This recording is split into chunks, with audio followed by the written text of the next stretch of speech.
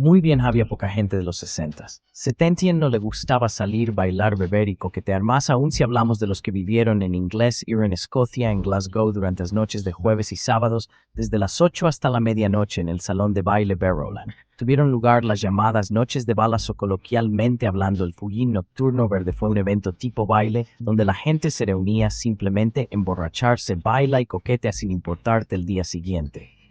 Otra característica llamativa de estas noches fue el hecho de que normalmente los asistentes eran personas casadas o que cambiaron sus nombres y escondieron sus anillos. En otros casos, la gente incluso podría estar soltera, pero frecuentaban el lugar sin que nadie lo supiera.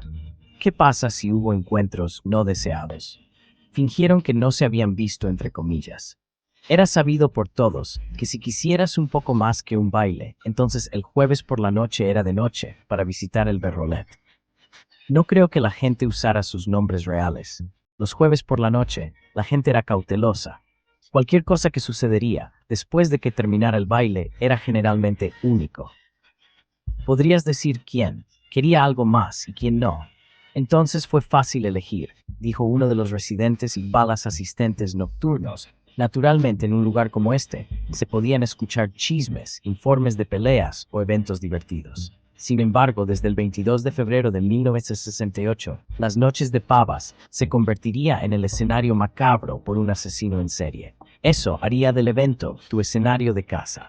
Así que deja un me gusta en este video y activa la campana de notificación.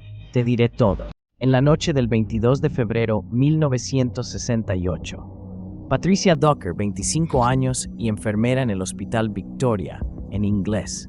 Gol informó a tus padres. ¿Quién iría al salón de baile Majestique?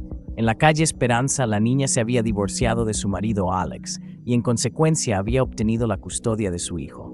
4 años desde el divorcio.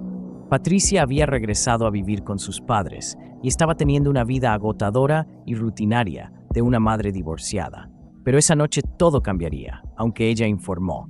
¿Quién iría al salón de baile mágico? En algún momento de la noche, Patricia eligió ir al salón de fiestas Barrowland en la palpitante y alegre noche de pavas. Probablemente estaba buscando algo de emoción, coqueteando y bailando, pero Patricia en realidad encontró al responsable de su muerte temprano en la mañana del día siguiente. Mauricio Goodman, 67 años, regresó de una buena noche de sueño cuando decidió cortar su camino al trabajo. Corrió por el Carmike en el lugar, cerca del salón de baile, Barrowland, cuando se dio cuenta que en el camino había un borracho desmayado en la esquina de la calle. Ese tipo de visión no era nada nuevo, más aún después de la noche de amigos. Sin embargo, cuando golpeó al extraño con su pie, Maurice vio que no era un borracho, pero una mujer que no parecía dar señales de vida. Rápidamente, regresó a su casa y llamó a la policía. Las autoridades, sin embargo, pensó que la conexión de Mauricio era solo otra persona que se había desmayado borracho en las calles. En resultado, no se envió policía al lugar, pero por suerte 2 policías de tránsito quien pasó por la zona. Terminó encontrando el cuerpo a las 8 de la mañana, cuando se compartió el hallazgo. Los primeros investigadores en llegar al lugar pronto se dieron cuenta de que se trataba de un asesinato. La mujer estaba boca abajo desnudo y con la cabeza girada hacia la derecha. El único elemento presente en tu cuerpo, era uno de tus zapatos en la autopsia realizada por Bert Forbes en la Facultad de Medicina de la Universidad de Glasgow. Se revelaría que la víctima había sido golpeada, violada y estrangulada inicialmente. Los investigadores creían que se podría haber usado un aparato ortopédico debido a los moretones y marcas en el cuello, pero también había sospechas de que es posible que uno de los calcetines de la víctima estuviera usado en la escena del crimen.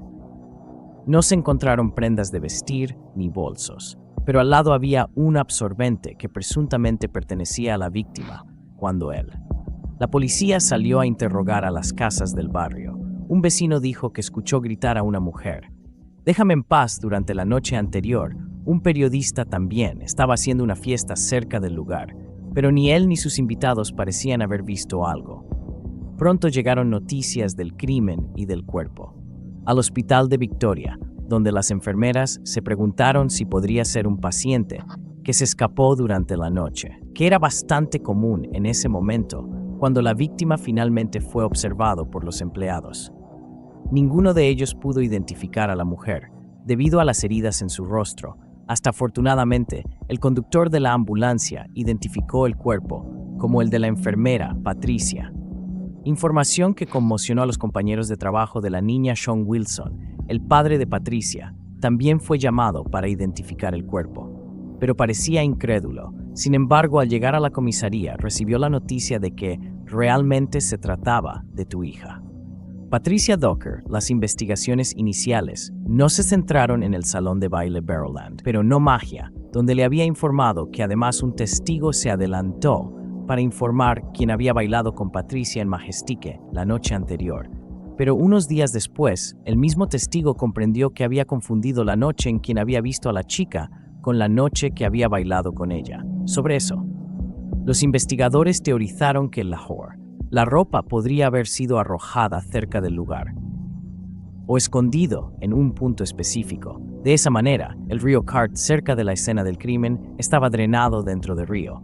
Pudieron rastrear y encontrar la pulsera, una caja de reloj y el bolso de Patricia. Con eso creyeron que podrían encontrar su ropa, pero en los siguientes días, las búsquedas de ropa resultaron inútiles.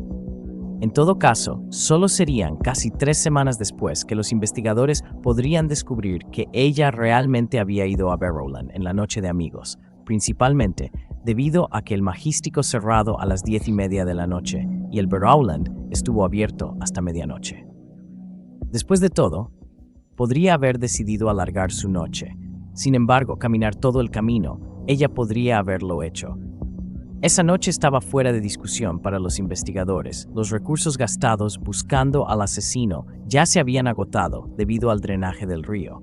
Aún así, algunos investigadores interrogaron a la gente del Barón Tierra, donde la mayoría informó haber visto a Patricia en el lugar. Una minoría ya declaró que vieron a la niña bailando con varios hombres. Otra información que llamó más la atención fue entonces cuando algunos mencionaron a un hombre pelirrojo. Desafortunadamente, aunque tener el pelo rojo es algo notorio en Escocia, esa característica no era tan llamativa. Ex marido de Patricia, Alex, también fue considerado sospechoso, pero él tenía una coartada sólida para la noche específica, probablemente.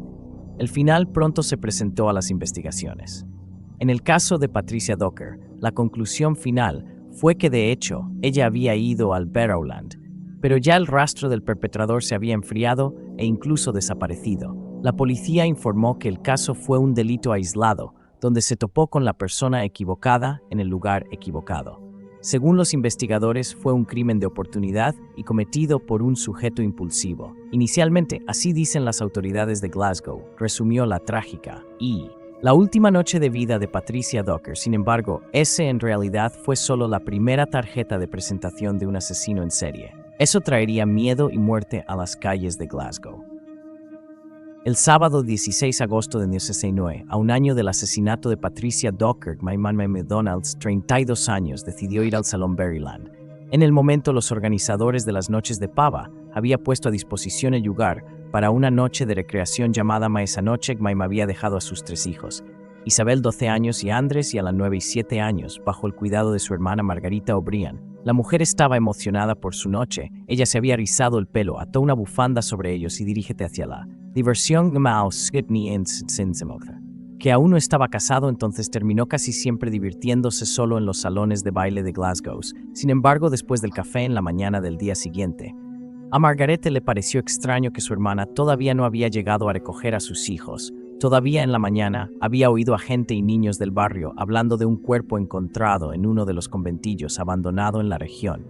Ese mismo conventillo era conocido por ser frecuentado por trabajadoras sexuales y mendigos. Fue solo un rumor, pero en la mañana del día siguiente, después de noche de mal sueño, Margaret decidió que entraría en la ruinosa vivienda, en la calle McCafe. Ahí, en poco tiempo dentro del lugar, ella encontró y creyó que era un maniquí desechado.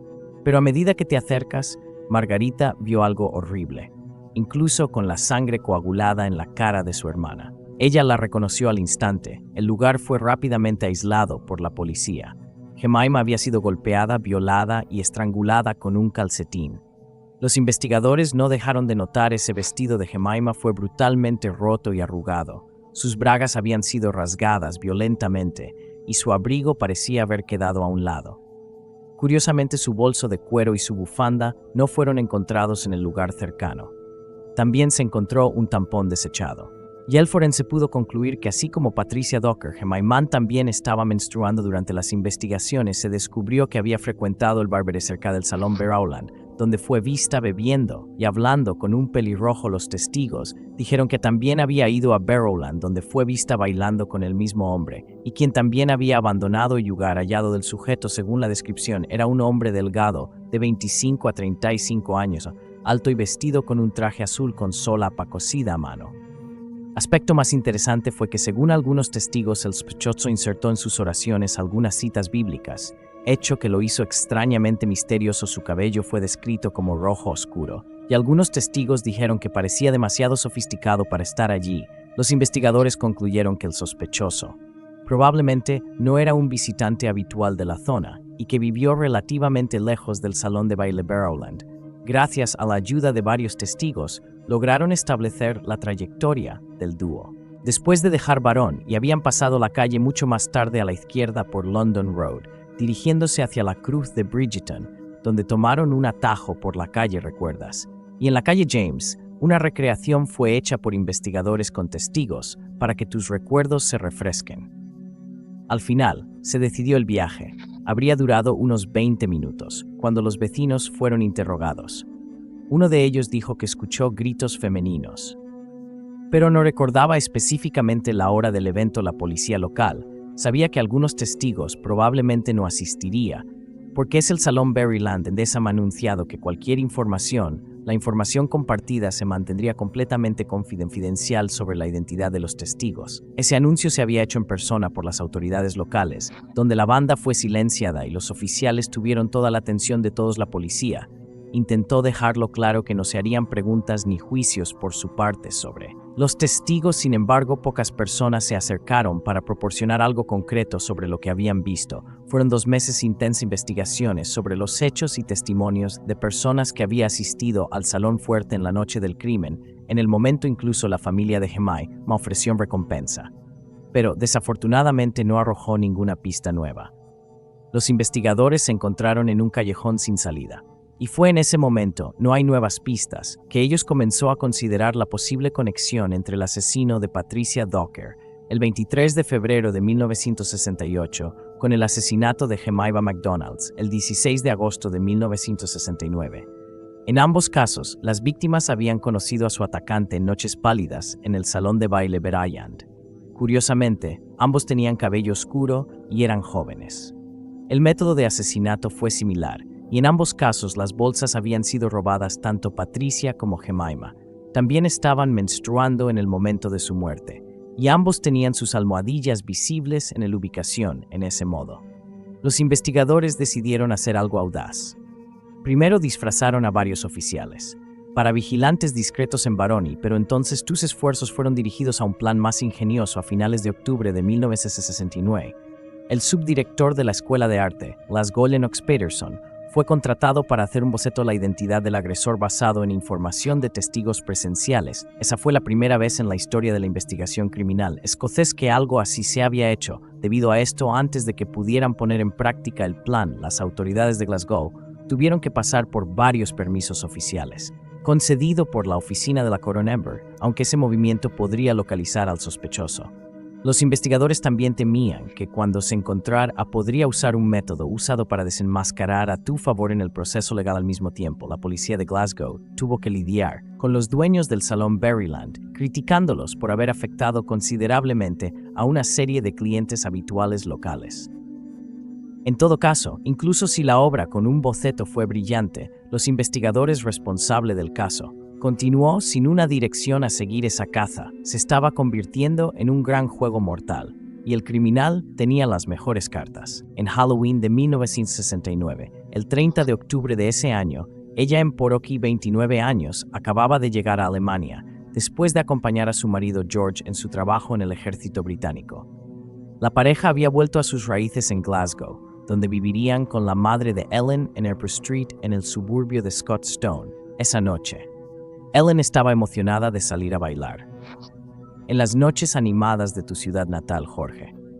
Sin embargo, no estaba muy entusiasmado con eso, pero también sabía que Ellen vivía contando lo bien que se lo pasó con las niñas de la familia durante su juventud, los jueves en la famosa noche de palas. Así él dijo, a déjalos ir solos y divertirse.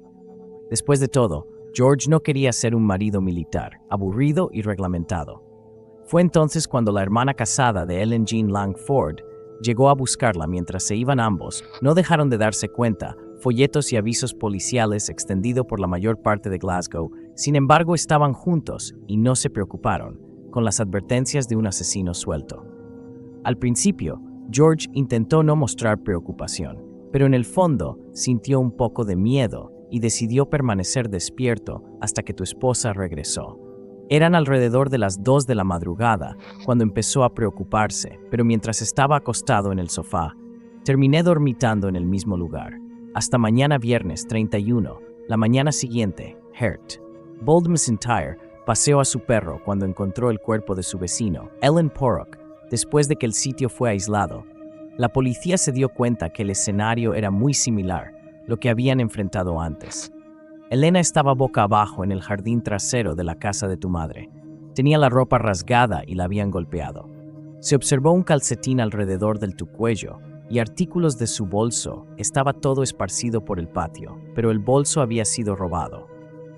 En la hierba había algunas marcas de tierra hundidas, lo cual indicó que había intentado luchar o huir de su atacante. Se vio una marca de mordisco en su muñeca, y el calcetín alrededor de su cuello tenía semen. Los investigadores pronto se dieron cuenta de que, de nuevo, había un tampón en la escena del crimen. Pero esa vez había sido colocado directamente en la axila de la víctima. Mientras los investigadores observaban la escena del crimen y hablaron entre ellos, George se estaba despertando en el sofá. Se dio cuenta de que Elena aún no había llegado y abrió la ventana de la casa, cuando vio una gran cantidad de policías en la calle. Al salir de casa y acudir a un oficial de policía cercano, dijo que esposa no había regresado y que me gustaría reportar la desaparición de ella. En ese momento el policía preguntó que ella lo estaba usando la noche anterior.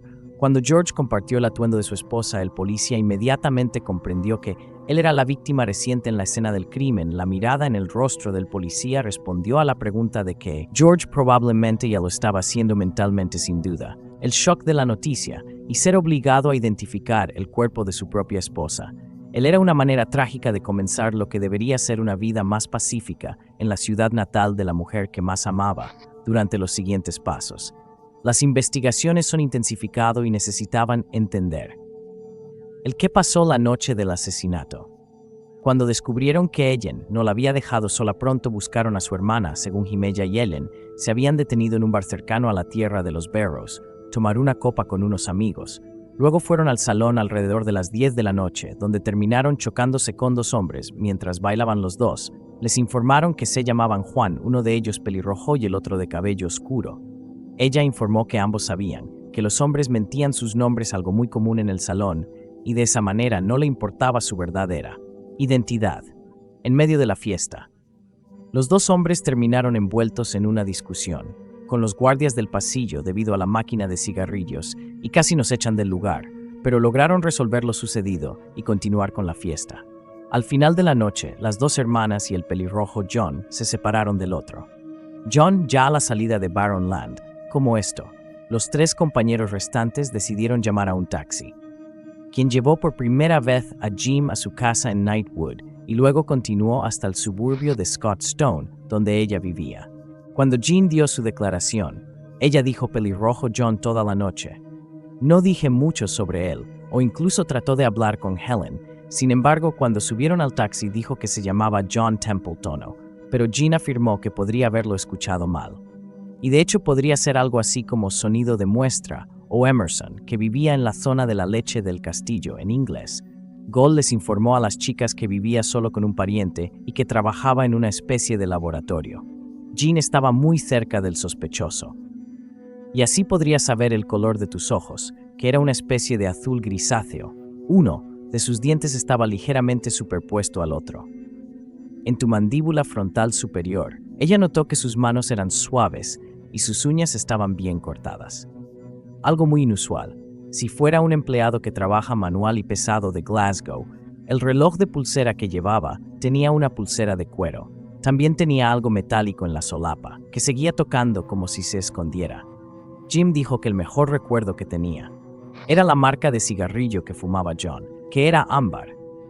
Juan también parecía ser un hombre culto, 25 o 30 años, que tenía un toque algo militar y autoritario, algo que Jean ya había observado en su cuñado durante la carrera. John también dijo que le gustaba jugar al golf. Aunque no fuera tan bueno como su primo Jean, dijo que el chico de repente empezó a hablar mucho, hasta que en algún momento simplemente cambió su forma de hablar y empezó a decir. Había sido criado en un ambiente religioso y estricto, al lado de su hermana, además de mencionar que la religión no había logrado ellos tan buenos o piadosos como sus padres deseaban. Según Juan, su padre llamó a los salones antrux danzas de la iniquidad y mujeres casadas quien frecuentaba esos lugares.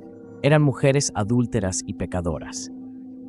Durante toda la conversación, Jean informó que usó comillas de las escrituras como una manera de intensificar lo que estaba hablando cuando hablaban de celebrar el Año Nuevo. Juan dijo lo siguiente: no bailo Nochevieja durante el Nuevo Añorés. Cuando interrogaron al taxista, informó que dejó al dúo en la vía aérea alrededor de la 1 de la madrugada y dijo que el pelirrojo había pagado el pasaje. Autoridades cuestionaron al barrio y un testigo dijo que vio a un hombre con la cara magullada o arañada alrededor de la 1:30 de la madrugada bajarse de un autobús, dirigirse hacia el ferry en el río Clado. Con toda la información en la mesa, los investigadores estaban aún más seguros que el mismo asesino estuvo involucrado en la muerte de Patricia Docker, Jemima McDonalds y Evelyn Burocki. Después de reunir toda esa información, volvieron a contratar a Lennox Peterson, quien había hecho el primer boceto del sospechosos. Sin embargo, esa vez trabajaría en algo más detallado y produciría una pintura a color del sospechoso. La imagen se difundió por todo el Reino Unido, y las autoridades empezaron a creer que el criminal podría estar sirviendo en el ejército debido a su pelo corto y el estilo de reloj que llevaba. De esa manera, los bocetos comenzaron a desplazarse entre bases militares con todo el ejército conociendo el rostro del criminal más buscado de Glasgow. Del tercer asesinato, sería más que obvio que los medios se interesarían más aún para el caso. Después de la policía compartió la información macabra del carácter morboso y breve del criminal. El misterio y la caza necesitaban un tono oficial. En otras palabras, para los periódicos, el misterioso asesino necesitaba un nombre y entonces Juan Reina del periódico Evening Times trajo el primer apodo para el sospechoso. El nombre surgió algo claro, morboso y simbólico: Biblia. Juan, los periódicos comenzaron a compartir un pequeño nombre aterrador, pero extrañamente oscuro tan pronto como los periódicos mostraron interés frenético.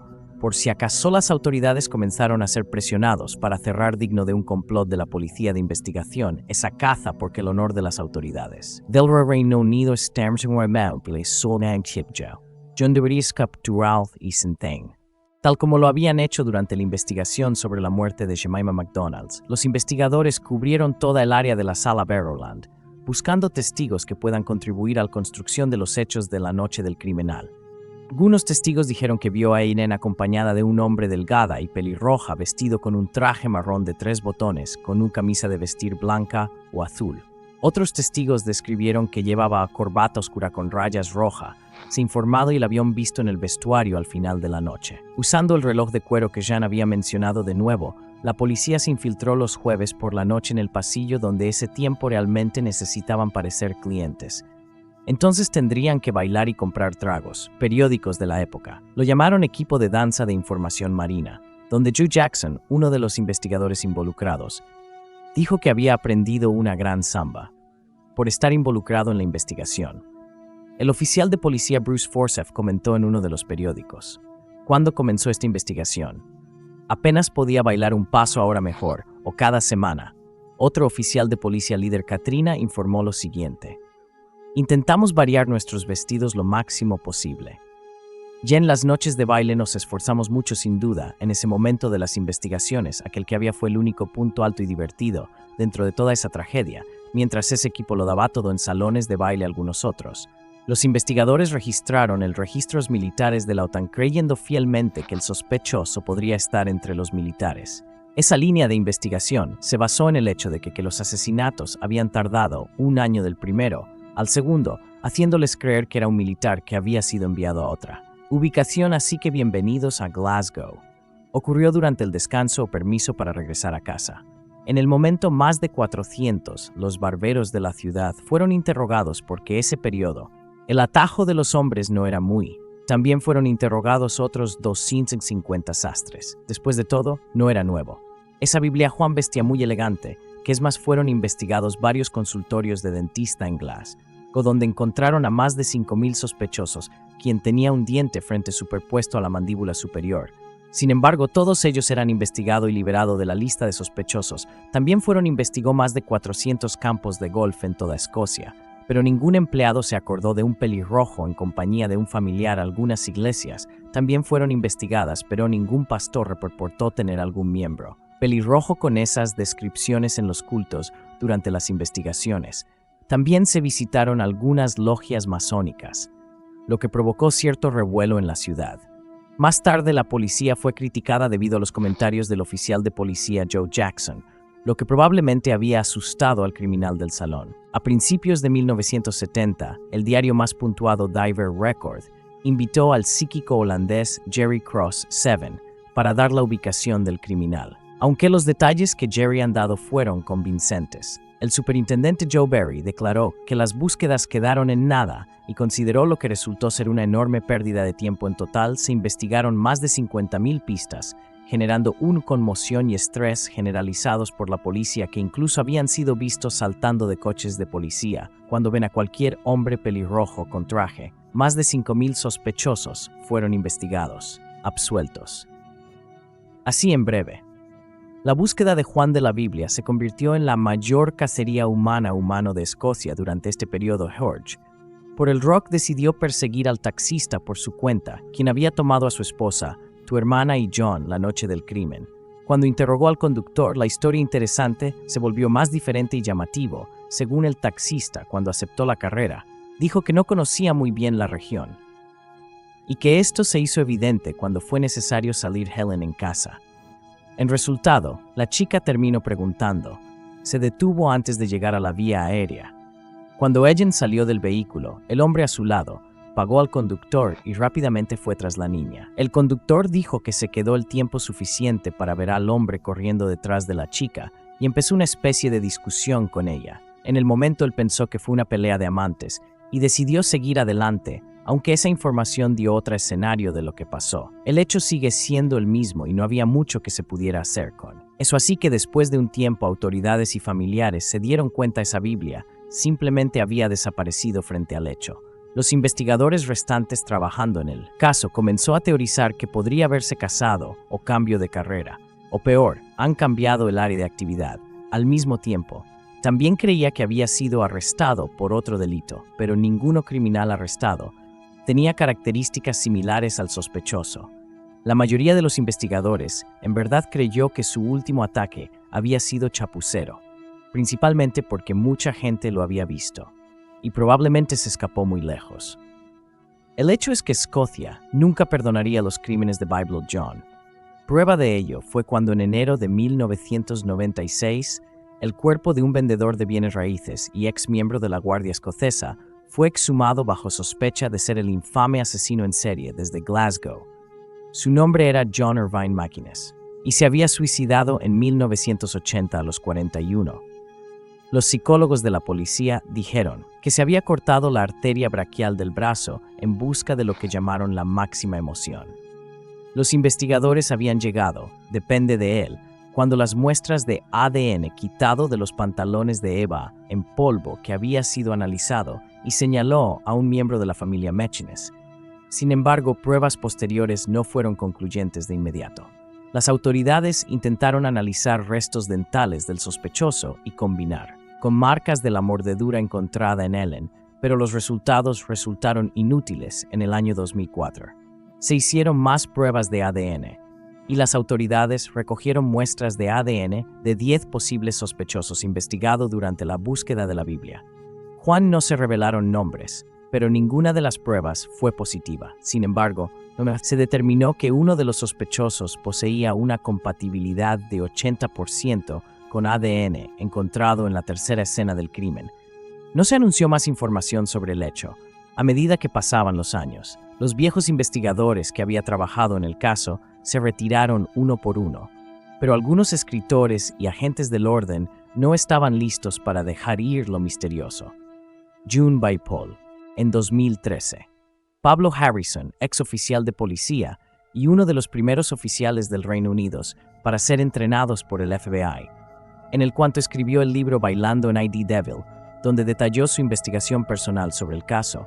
Paul había sido entrenado por el FBI en la creación de perfiles criminales y reveló que en el año 2013, tu sospechoso todavía estaba vivo y recibía una pensión policial, porque siempre había sido uno más de los propios policías. Ubicaciones de Glasgow, según Pablo, la noche del asesinato de Ellen Porritt-John, el de pelo oscuro, mostró una orden al gerente y para los guardias de seguridad del salón. Verolandia, después de la pelea en la máquina de cigarrillos, envió lo que demostró que estaba participando en la casa.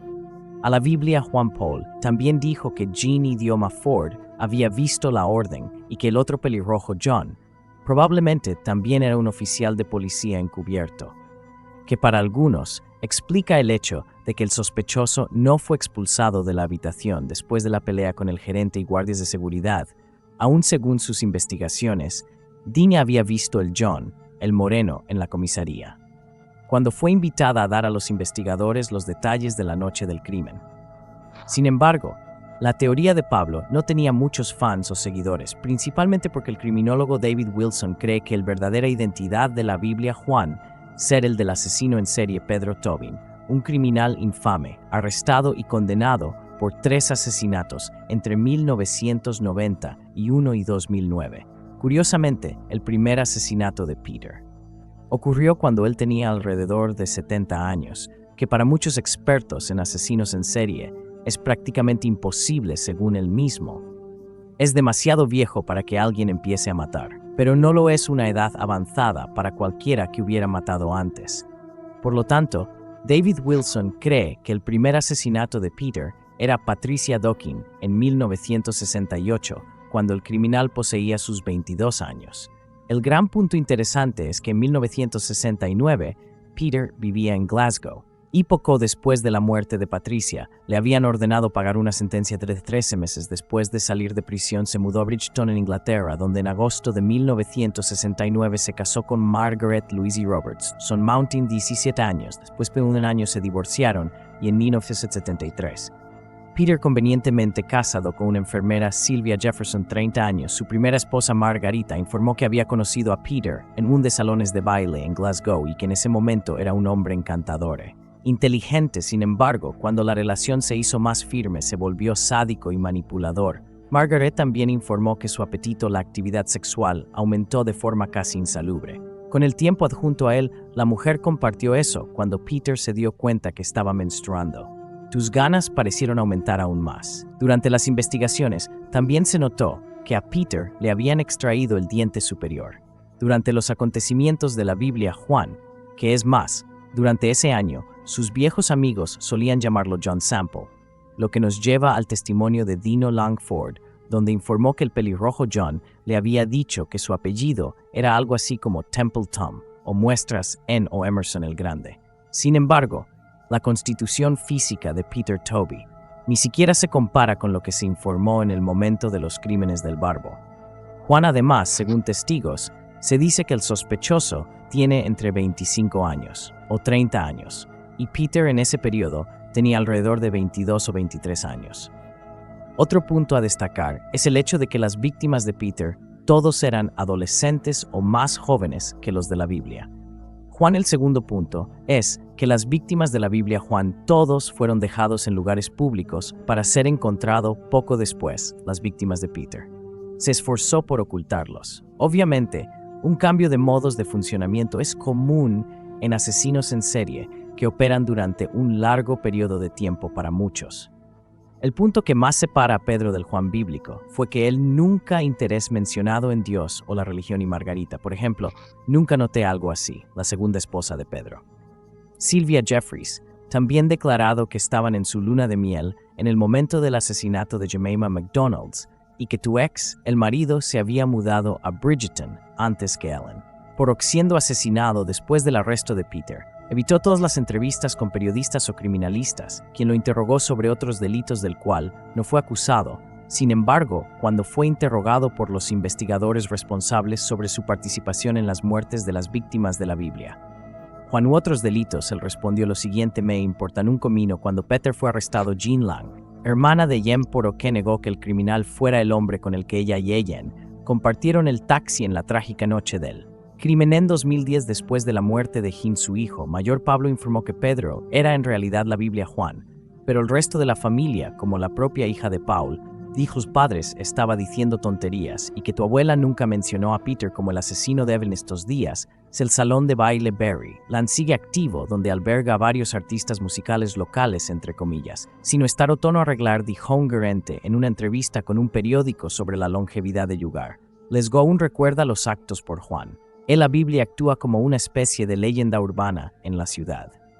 Creo que el recuerdo de Bible John todavía ronda el lugar. Todos estos años después, él es una parte no deseada del folclore. Durante tantos años, todas las noches trabajé.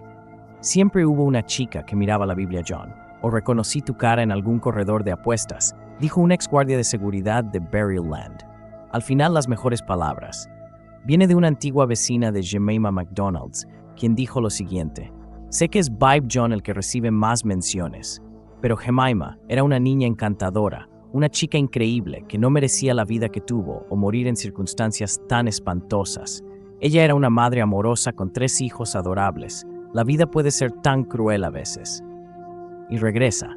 Aún más angustiante es pensar que su asesino escapó de lo que hizo. La gente de aquí nunca lo olvidará si lo atrapan, así que espero que obtenga su justa recompensa. Por tus crímenes, la identidad detrás de la leyenda del infame asesino en serie Biblia Juan hasta el año 2022 sigue siendo un resolver terrible y siniestro. En noviembre de 2021, la BBC estrenó la serie The Hunt para la Biblia Juan y trajo imágenes modernas del criminal, y como podría estar actualmente el documental, aportó nuevos ojos a la investigación, además de la esperanza de que un nuevo camino conduzca a nuevos descubrimientos. Hasta entonces, no podemos hacer nada que traiga justicia o paz a las víctimas de este criminal. Sin embargo, como se dijo hace un momento, solo nos queda recordar que un día estas mujeres vivieron y compartimos los mismos sentimientos y sueños que tú y yo, pero de una manera trágica e injusta. Conocí al responsable del final de sus historias. Después de todo, como dijo William Shakespeare, incluso el diablo puede citar las escrituras cuando te convenga.